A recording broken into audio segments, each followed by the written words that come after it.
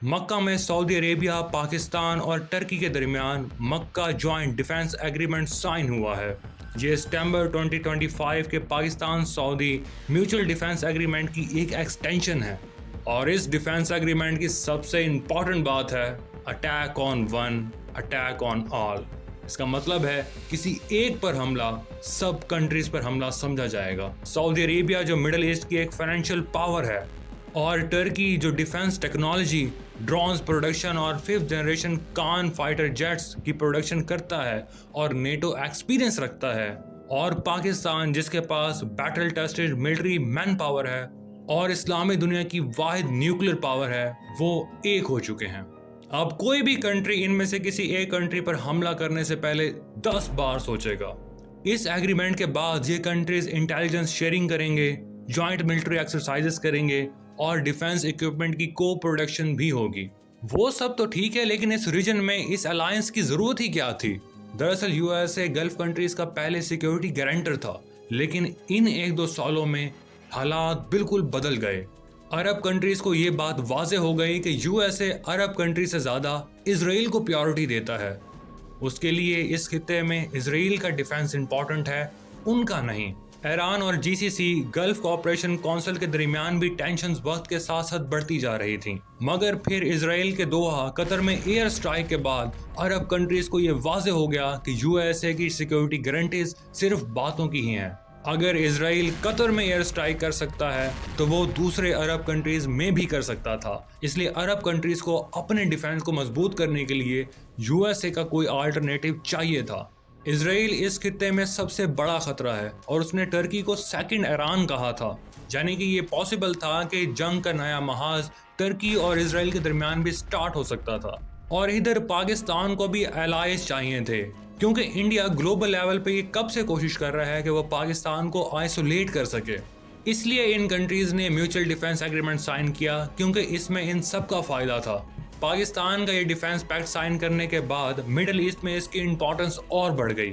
इन तीनों के साथ मिल जाने से हुआ यह कि अब इन्हें सऊदीया से फाइनेंशियल बैकिंग मिलेगी, टर्की से नाटो एक्सपीरियंस और एडवांस डिफेंस मिलिट्री इक्विपमेंट्स मिलेंगे और पाकिस्तान से उन्हें एक न्यूक्लियर अम्ब्रेला भी मिल जाएगा।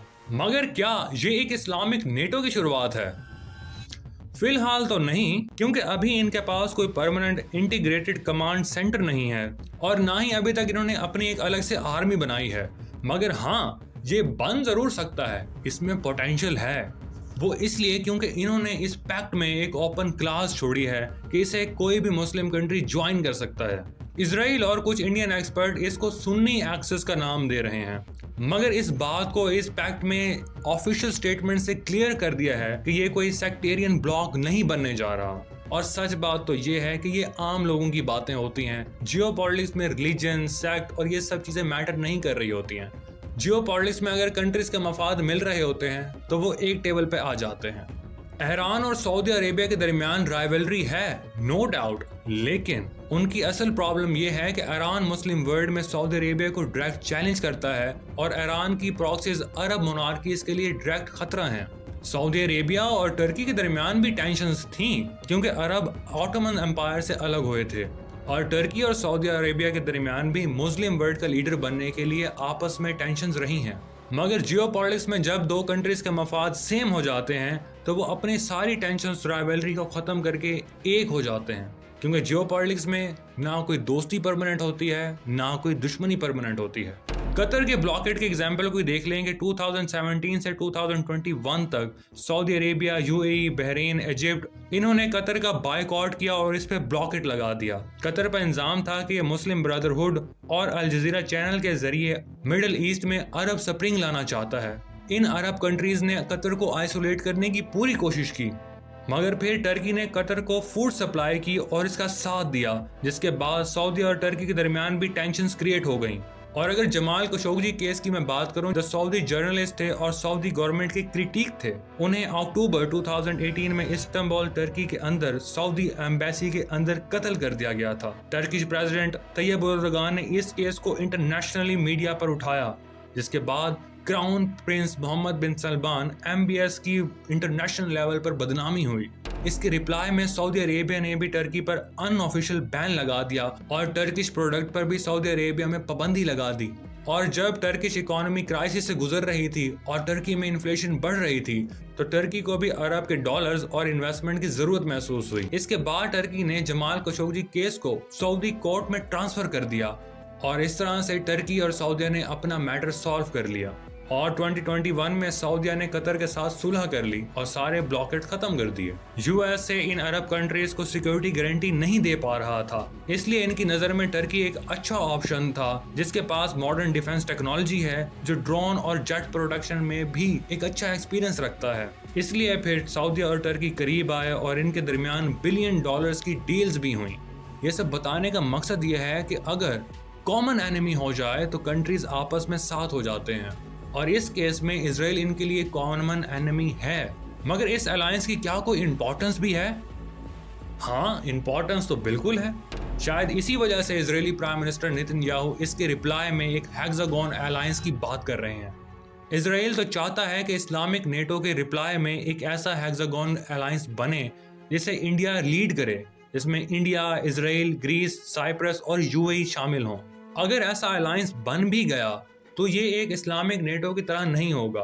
हाँ, ये इकोनॉमिकल हो सकता है जिसमें इंटेलिजेंस शेयरिंग वगैरह भी की जा सकती है, लेकिन ये ऐसा नहीं होगा कि एक कंट्री पर अटैक का मतलब है सब पर अटैक। इससे इजराइल का तो फायदा हो सकता है, मगर इंडिया अगर ऐसा करेगा तो वो अपनी नॉन अलायंस पॉलिसी के अगेंस्ट चला जाएगा और अरब स्ट्रीट बैकलैश भी देखने को मिल सकता है और ईरान भी इससे नाराज हो सकता है और पॉसिबल है कि चाबहार पोर्ट भी यूज ना करने दे, क्योंकि इससे इंडिया डायरेक्ट इजराइल की ब्लॉक में चला जाएगा, जो इंडिया के लिए एक मसला बन सकता है।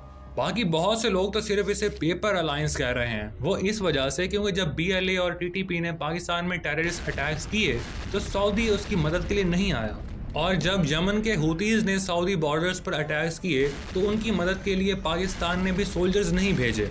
मगर इसका जवाब यह है कि TTP और BLA non state insurgent groups हैं, और अगर ऐसी कोई बॉर्डर्स पे छोटी मोटी झड़पें भी हो जाती हैं तो उसे पाकिस्तान और सऊदी खुद भी डील कर सकते हैं। और ये जो मक्का पैक्ट है वो नेटो के आर्टिकल 5 से इंस्पायर है, और अगर हम हिस्ट्री में भी देखें तो नेटो का आर्टिकल 5 सिर्फ एक ही बार 9/11 के बाद USA के लिए इन्वोक किया गया था।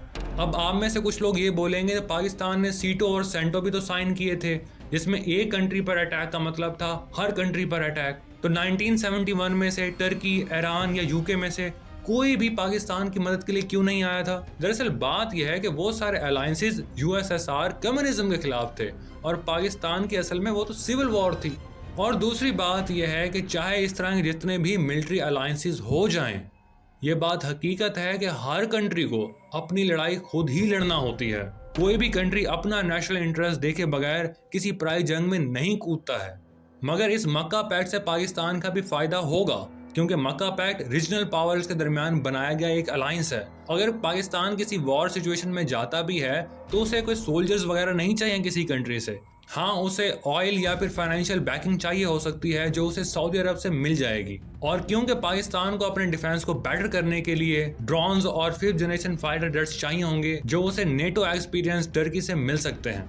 और वैसे भी आज का जो दौर है वो अलायंसेस और ब्लॉक्स का दौर है, इसलिए पाकिस्तान का इस अलायंस में होना पाकिस्तान के लिए बेनिफिशियल साबित हो सकता है। और नियर फ्यूचर में शायद आप ये भी देखें कि कतर और अजरबैजान भी इस पैक्ट को ज्वाइन कर लें। इसके बाद कुवैत और बहरीन भी इसे ऐड कर सकते हैं। मगर सबसे इम्पोर्टेंट ये है कि अगर इस अलायंस को बांग्लादेश ने भी ज्वाइन कर लिया तो ये एक अर्थ शेकिंग डिसीजन हो सकता है। मलेशिया और इंडोनेशिया भी शायद इसमें शामिल हों, लेकिन उनकी पॉसिबिलिटी थोड़ी कम है।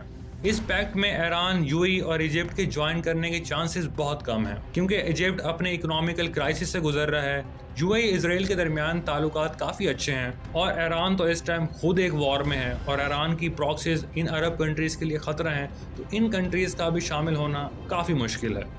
बाकी आपका इस बारे में क्या ओपिनियन है, आप मुझे कमेंट सेक्शन में बता सकते हैं। क्या ये एक इस्लामिक नेटो वाकई में बनने जा रहा है? क्या पाकिस्तान को इसे ज्वाइन करना चाहिए था? आपकी जो भी राय है आप कमेंट सेक्शन में बता सकते हैं, मैं आपके कमेंट्स पढ़ता हूँ।